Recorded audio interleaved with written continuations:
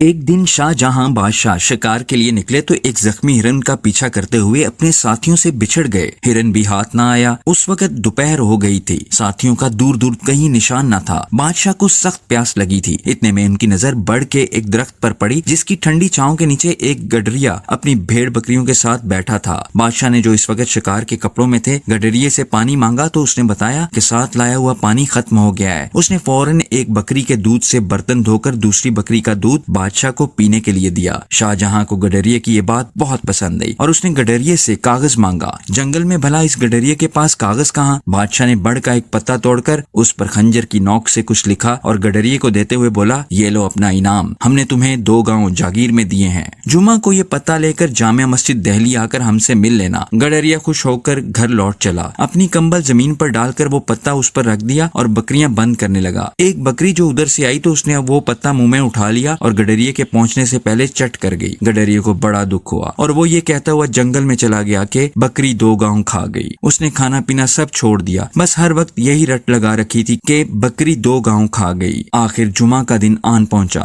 گڈریا اپنے گاؤں سے نکل کر دہلی کی طرف چل پڑا۔ چلتے چلتے دوپہر ہو گئی۔ بکری 2 گاؤں کھا گئی کی رٹ لگاتے ہوئے جامع مسجد میں داخل ہوا تو اس نے دیکھا کہ تمام نمازی ہاتھ اٹھائے دعا مانگ رہے ہیں۔ اس نے بادشاہ کو بھی دعا مانگتے دیکھا تو ایک دم چیخ پڑا، داتا چھپڑ پھاڑ کر دے گا تو لوں گا، اور یہی کہتے ہوئے بھاگ نکلا۔ بادشاہ نے نماز کے بعد اسے بہت تلاش کروایا مگر وہ نہ ملا۔ جنگل میں پہنچتے پہنچتے گڈریے کو شام ہو گئی اور وہ وہیں ایک بڑے پرانے درخت کے اوپر چڑھ کر بیٹھ گیا۔ رات کو کچھ ڈاکو وہاں آئے اور گاؤں میں ڈاکہ ڈالنے کی باتیں کرنے لگے۔ گڈریے نے انہیں ٹوکا اور بولا، چوری کرنا بری بات ہے اور یہ گاؤں بھی تو غریب ہے، تمہیں پیسہ ہی چاہیے تو اس درخت کے نیچے کھودو، میں نے اپنے بڑوں سے سنا ہے کہ یہاں پرانا خزانہ دفن ہے۔ یہ کہہ کر وہ گاؤں کی طرف داتا چھپڑ پھاڑ کر دے گا تو لوں گا کی رٹ لگاتا ہوا چلا گیا۔ ڈاکوؤں نے بڑی بحث کے بعد زمین کھودی تو وہاں سے سچ مچ 2 برتن نکلے جن میں سانپ اور بچھو بھرے ہوئے تھے۔ یہ دیکھ کر ڈاکوؤں کو بہت غصہ آیا اور وہ برتن اٹھا کر گاؤں کی طرف چل پڑے۔ ایک جھونپڑے سے گڈریے کی آواز آ رہی تھی۔ انہوں نے وہ دونوں برتن اس کے آنگن میں الٹ دیے تاکہ سانپ بچھو اسے ڈس لیں، لیکن ان میں سے اشرفیاں گرنے لگیں۔ سارا گاؤں اشرفیوں کی آواز سے جاگ گیا اور ڈاکو سر پر پاؤں رکھ کر بھاگ گئے۔ گڈریے نے دولت دیکھ کر نعرہ لگایا، داتا تو سچا ہے، تو نے مجھے چھپڑ پھاڑ کر دیا ہے۔ اگلی صبح بادشاہ کے ملازم بھی گاؤں پہنچ گئے اور اسے دربار میں لے آئے۔ گڈریے نے بادشاہ کو پورا واقعہ سنانے کے بعد انعام لینے سے یہ کہہ کر انکار کر دیا کہ جب آپ بھی ہاتھ پھیلا کر اسی سے مانگتے ہیں جو سب کا داتا ہے تو پھر میں بھی کیوں نہ اسی سے مانگوں۔ آپ نے دیکھ لیا کہ اس نے مجھے میرا انعام بھی دے دیا ہے۔ بادشاہ نے عزت کے ساتھ گڈریے کو اس کے گاؤں بھیج دیا۔